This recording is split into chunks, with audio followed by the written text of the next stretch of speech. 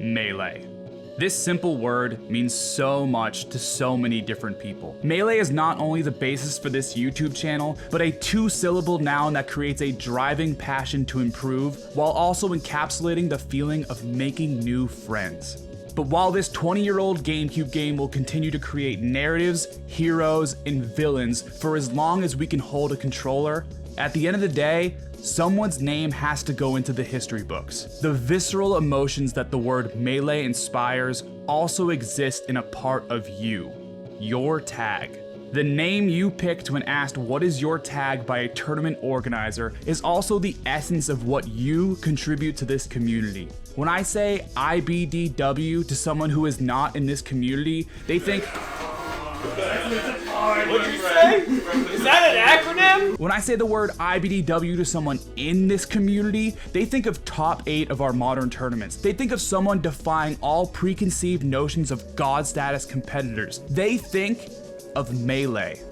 Your tag will hold the legacy and emotions that you contribute to this scene. The unforgettable Game 5 sets, the volunteer work that affected someone's experiences for the better, the great times we had behind a CRT. Even if it was just a throwaway answer you weren't thinking so hard about, your Melee tag holds the weight of everything that has happened on your Melee journey.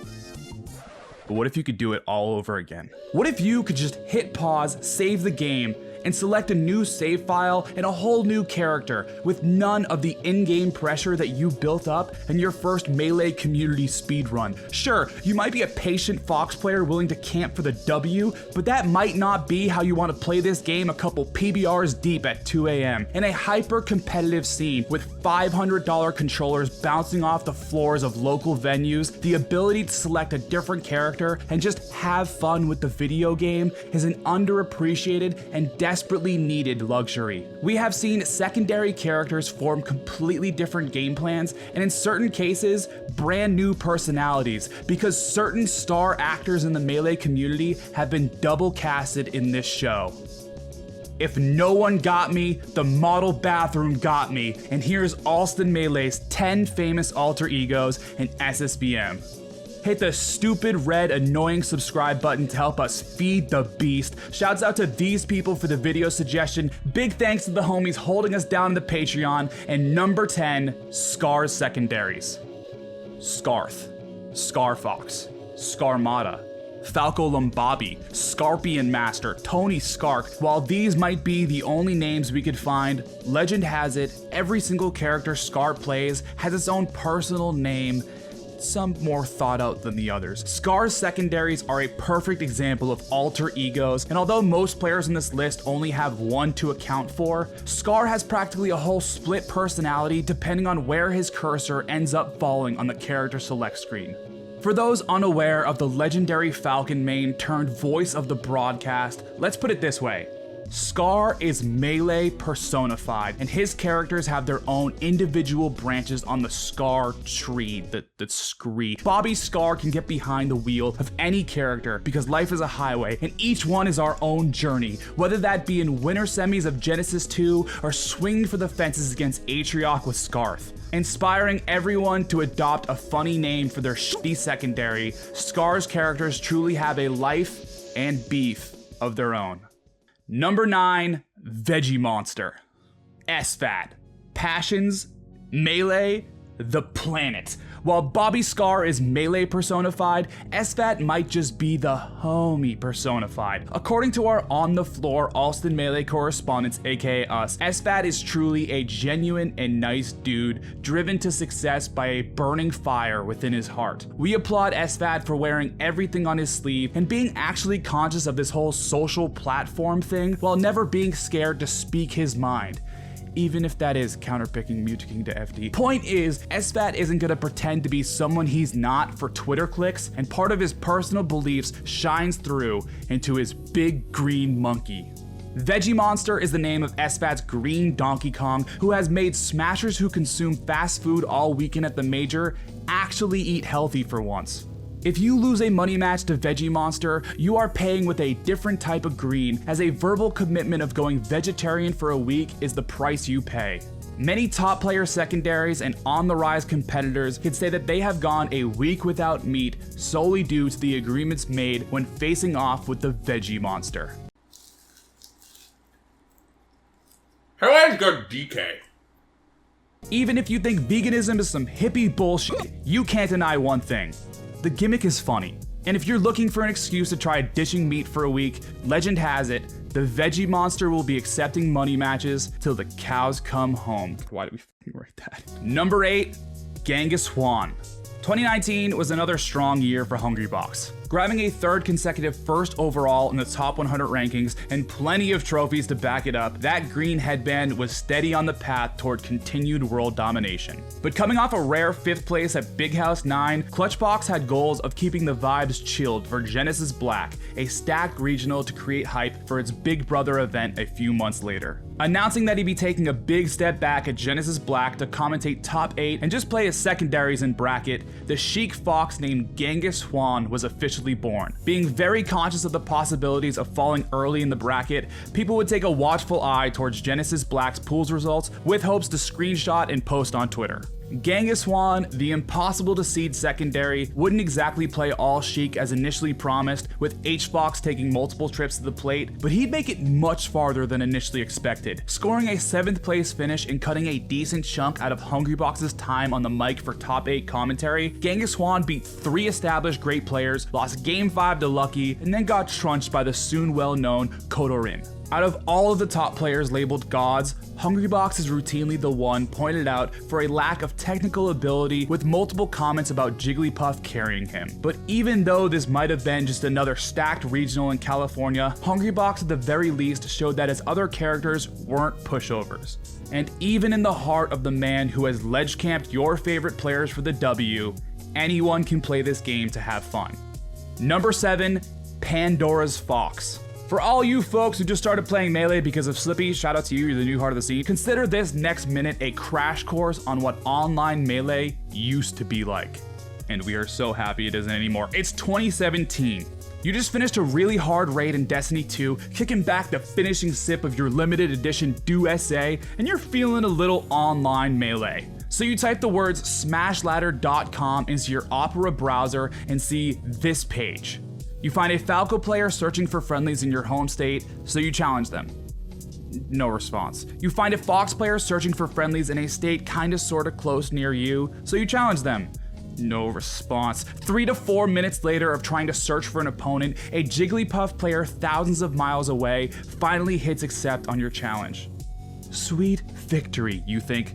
Only a matter of minutes till I'm in a game with someone. You hit Tools, Start Netplay, and copy and paste their 8-digit code they link to you in chat, and code doesn't work. Jigglypuff player leaves. 10 minutes later of searching for an opponent, you mentally concede and hit accept on a Roy player's challenge who literally lives in a different country than you. You play one game in a lag-induced slow-mo mode, they call you a slur, and they leave.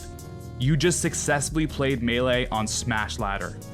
From 2016 to 2017, coming off of Michael 41 Billion and Ginger fighting for the #1 spot on Smash Ladder, a new challenger would enroll themselves into the fight, but this player was almost impossible to prepare for. Pupiu, the lovable Marth main, unleashed his random character pick named Pandora's Fox onto Smash Ladder, and within a couple of months of dedicated streams, he would successfully take over that #1 slot while literally letting virtual Sakurai pick what character he played. While some complain about Peach's Stitch Face or Luigi's Misfire, Pupiu has fully embraced Melee's chaotic and RNG side, constantly prepared for the uncertainty.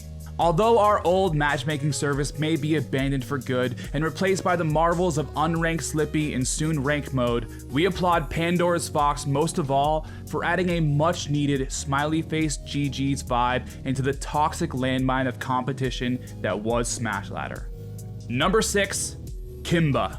Oh, New England. We here at Allston Melee never pass up an opportunity to talk about our old stomping grounds, and in late 2019, we found ourselves in the great granite state of New Hampshire for Cold Hard Smash 6.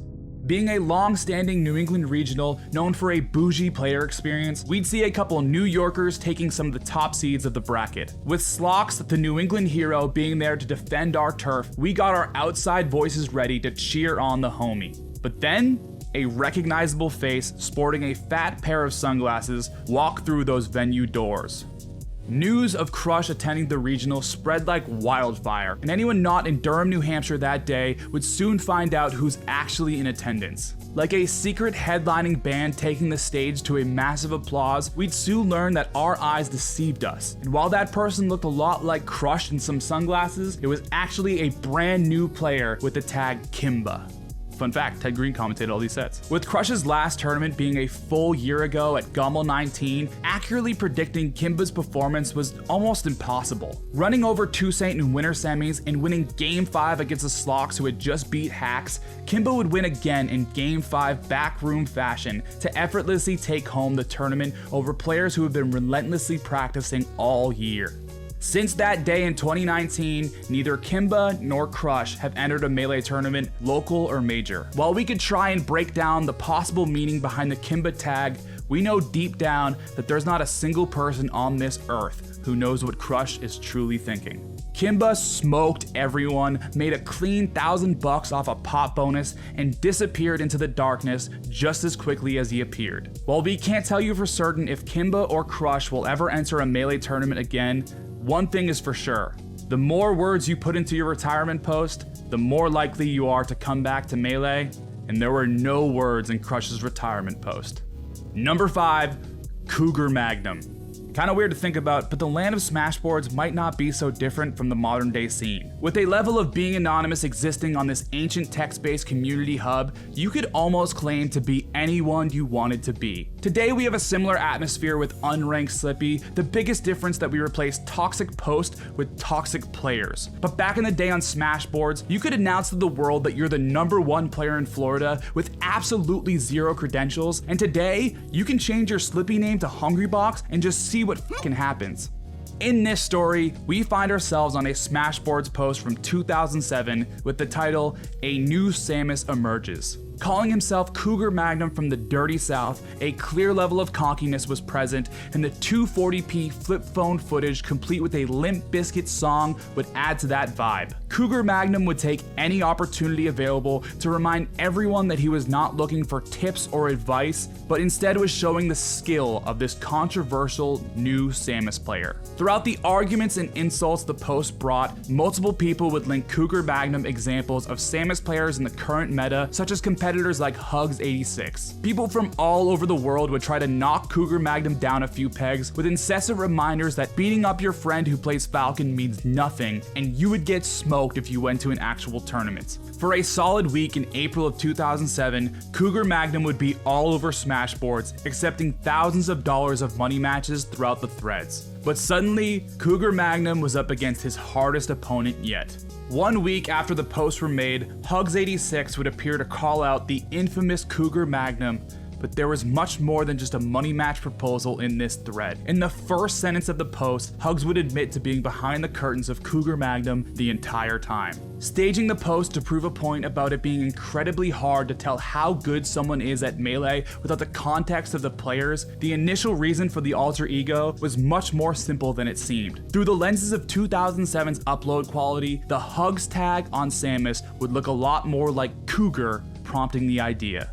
While 2007 Hugs would come clean about Cougar Magnum, this story doesn't just end here, and Hugs would have a new Samus alter ego in the form of Green Lantern on Smash Ladder and Slippy. Green Lantern has matched up against countless talented players from Cali while smurfing over the web, prompting similar reactions to the post of Cougar Magnum back in 2007. Whether it's Cougar Magnum or Green Lantern, Hugs has continuously tried to remind the top level of Melee that you shouldn't judge a SmashBoards thread by its cover. Number 4, Bond. Bond has terrorized Slippy unranked, making full combo videos out of a single session, but the international man of Melee makes this list so high up because of the questions that still remain about his identity. One of the most surprising facts about Bond is that he is the neighbor of the top level Canadian Falcon, None. So list of people we can rule out, none. Because they obviously can't be in the same room together, so Duh. Bond is the antithesis to swag Falcons, constantly stomp kneeing and B-buttoning his opponents. On one side, we have Bond, the Falcon player willing to forego all attempts at swag, and on the other side of the coin, we have Squid the Cat, who's clearly the definition of swag Falcons. And like there's none too. Bond's identity may never be revealed to the public, but guess what? You or I don't need to know who Bond is in order to know that a good joke is a good joke, and you just got fucking bonded. Number 3, don't test me. What does Zane get from entering a weekly? Like 40 bucks? A hard-fought W over Mog? A pleasant way to spend an evening? The point we're trying to make here is that the tippity-top echelon of Melee doesn't exactly get a whole lot out of trying their hardest at the 20-person weekly. This statement has been echoed whenever talking about the top 100 rankings and how to value smaller events. We've seen these type of players show up to the weekly much more for commentary and honestly, just for the betterment and interest of their local scenes. But you can throw all that out the fucking window because we have Don't Test Me. Don't Test Me is Zane's Roy, born out of a Smurf-only random seeding tournament that Ginger hosted and soon enough would be Ginger's nemesis for a short time. Unlike Zane, Don't Test Me, the low-tier hero, is fighting his goddamn hardest out there for a 7th place finish at a free-to-enter online event. Consistently bringing interest and unexpected results to any tournament he enters, Don't Test Me would probably pop the fuck off anytime he beats an MDVA homie with Roy. Don't Test Me is Zane's new game plus, this time without any of the extreme pressures of first in the world rankings and Mango talking you. While Don't Test Me recently has struggled a bit with the top players in Melee, and the results might have dipped down from his initial debut, maybe that's an eternal tip of the hat to Zane. More than ever, people are actually studying what the fuck Roy even does because they do not want to get combo clipped and heckled by Twitch chat when facing Don't Test Me. Unlike before when top players would just assume they can better character Roy and grab the W, people are going into Don't Test Me sets with a full game plan and sometimes even specific character switches. They are literally counterpicking someone who plays Roy. What are your quarantine hobbies? Cooking? Pokemon cards? Gaining 30 pounds? Well, Zane's quarantine hobby is pushing Roy to higher places on that inevitable tier list, making countless people study the Roy matchup and bringing plenty of interest to Melee with his mastery of a low tier. Although he's admitted that parts of Roy's struggles have absolutely helped him with Marth, Zane has gone on the record and said that he wouldn't travel to a major event to play Roy and not try his hardest to win the event. In a world full of low tier haters and floaty complainers, Don't Test Me was confidently one of the most entertaining players to watch in these weird times of Melee. Number 2, SCORP. As we've mentioned, SmashBoards was the place to be in the early days of Melee. While today we have things like Smash Twitter, local Facebook groups, and to drive us up the fucking wall, back in the day, SmashBoards was the spot to flex your Melee keyboard warrior muscles. Mango made his first post on SmashBoards in 2007 looking for smashers in the 562, an area code of California containing parts of Orange County, LA, but specifically Norwalk. After Lucky, the Hall of Fame Fox player and longtime childhood friend of Mango, commented on the post about his stylish Fox, Mango would chime in, knocking Lucky down a few pegs and trade AIM screen names. Attending his first real tournament that wasn't a house fest a few months later at UCLA Monthlies 2 and playing all puff, Mango's 9th place debut would pale in comparison to his results just a few months later. At EVO 2007, one of the most hyped events in Melee's early life, Mango would shock everyone in attendance with a W over the labeled next best player in the world, Mewtwo King, and then the current best player in the world, the King of Smash, Ken. Falling at 3rd place with everyone talking about him and claiming to have taken a dive to hugs, Mango's rise in Melee would be overwhelming after the first EVO. Throughout Mango's climb to becoming one of the best players in the world, trolling others on SmashBoards was not lost in the process. While some were big fans of Mango and his ability to seem like just another homie or speak for the people, others, SmashBoards moderators, were not as big of fans of his. In 2010, Mango was banned on SmashBoards for, quote, not having constructive or useful posts. Erupting into a war of mods versus the community, people would try to use their possibly toxic words to get the new best player in the world unbanned from SmashBoards. 9 months later. Hello everyone, welcome to Smash World Forums. Alright, tell us who you are and what brings you here. Hi, I'm Victra. I look after the Canada forums. If you're a Canadian, hit me up. I can help you find close Smash communities in your area, as well as info on Canadian tournaments and events. Hello everyone, I'm Jonku, formerly known as Finesse. I don't actually play Smash, I'm just here for the non-Smash parts of the forum, mainly forum games, pool room, and disco room, which is the premium members forum. Hello, my name's Joshua and I live in Southern California. I play Mario, Falcon, and Marth, but Mario's my favorite to play. I've been playing for a couple years now and just figured out there was tourneys for this game. I plan on going to a lot of tourneys to show you guys what my Mario's made of. Throughout Scorpion Master's SmashBoards post, something was consistently present. A wholesome attitude. Possibly as a direct protest to the moderators, Scorp's 12 posts and YouTube videos did not have a single toxic attitude attached to it, and he'd be overly friendly to anyone interacting with him, and even refusing to cape because he thought it wasn't fair. Entering Good Shit Ermin, a Beyond Stacked NorCal tournament in 2010, the commentary would never break character, and Scorp became California's inside joke. Scorpadorp would score an incredible second place finish over California legends and right under Mewtwo King, possibly becoming one of the best Marios in the world with only one performance. While the result threads of the tournament would be filled with confusion about Scorp's identity, pretty soon after Good Shit Ermin, people would uncover the mask of this Scooby-Doo villain. Scorpion Master has remained a legendary tale of Melee's history, not just for the impressive placements with the mid-tier, but for the absolute bait and switch after Mango's punishment. Soon after Scorpion Master's show of wholesomeness, Mango would be unbanned from SmashBoards, although his middle school IP address is still banned to this day. Today, Scorp comes around every once in a while and even has his own Twitter. Legend has it that this Nintendo fanboy took a heavy offense to Nintendo's recent actions against the community and finally started caping his opponents out of protest, possibly similar to the one he was once born out of. And our number one alter ego in Melee, Falco Master 3000. Edmonton, Canada, 2014. While friends who have known each other for years gather around to sit in front of CRTs, a masked man enters the venue of a weekly Super Smash Bros. Melee tournament. Unbeknownst to everyone in attendance, this was not just another tournament, but instead was an event that was about to go down in Melee's history. Walking up to the TO desk with a full mask, black shirt, and some blue jeans, this masked vigilante would request a piece of paper to write on through hand motions and nonverbal communication. The note he scrawled would read Falco Master 3000, and a legend was born. Throughout the 9+ hours that followed, Falco Master would never break character. No words would ever leave Falco Master's mouth, and no face was ever revealed. Falco Master 3000, the unknown entity, would place second to Anjo, a Marth Falco ranked very highly in their local region. Being met with a slew of take it off chants from the crowd, Falco Master 3000 would hold true and claim his tournament winnings with a mask on and 0 words spoken. The entirety of Edmonton's scene and everyone surrounding it would slowly cross off their currently ranked, previously ranked, and fully retired players one by one, truly never getting to the bottom of it.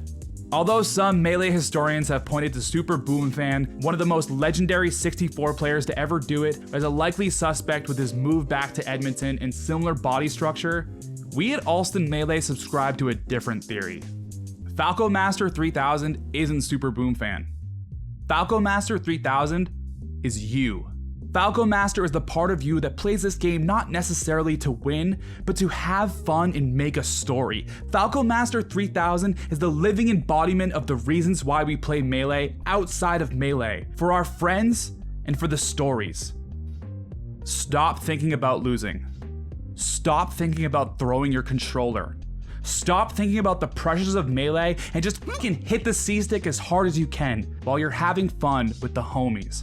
The Melee community may not have majors in 40 years, but the friendships you make along the way might last forever. Cherish the moments of bliss that you receive in the SSBM community, and always remember one crucial thing. We are a community, and we are here for you. Alter egos in Super Smash Bros. Melee are a constant reminder that there is something beneath all the wave dashing and shield dropping. a fun game to play. Never lose sight of your goals, but just as importantly, never lose Melee's charm. One day at a time, we have committed to making this community the best damn place it could possibly be, but we need your help to accomplish this overwhelming task. Stop hating on Melee. Stop blaming your problems on Fox McCloud or Jigglypuff. Take a little bit of responsibility in your actions, and remember that there is no Melee to be played without this scene. Super Smash Bros. Melee is one of the most rewarding games ever created, but sometimes you gotta remind yourself that this world does not revolve around this stock. Even if you're a top 10 player in the world, even if you're the TO at the 10-person weekly, even if you just sometimes watch Melee on Twitch, you act for this community. And all we ask is that you act like you care. We will play this game until our hands turn to dust and we create controllers that use brain signals instead of buttons, but I need someone to play against in 2078. So stick around and pick up the controller, dog. They're just giving this job to anyone now. Thanks for watching Allston Melee. If you enjoyed any part of the last 25 minutes, please hit that subscribe button. YouTube is as RNG as a random character pick, and hitting that button helps us avoid getting Pichu'd on the character select screen off YouTube homepages. If you want to go above and beyond and help us build this channel to the heights we know we can achieve, head on over to patreon.com/AllstonMelee. We post stuff like blooper reels, updates on our content, and a whole lot more every week. A huge thank you to all the folks who have been ride or dying in the Patreon already. Y'all are the MVPs of Allston Melee. Thanks for watching, and see you soon.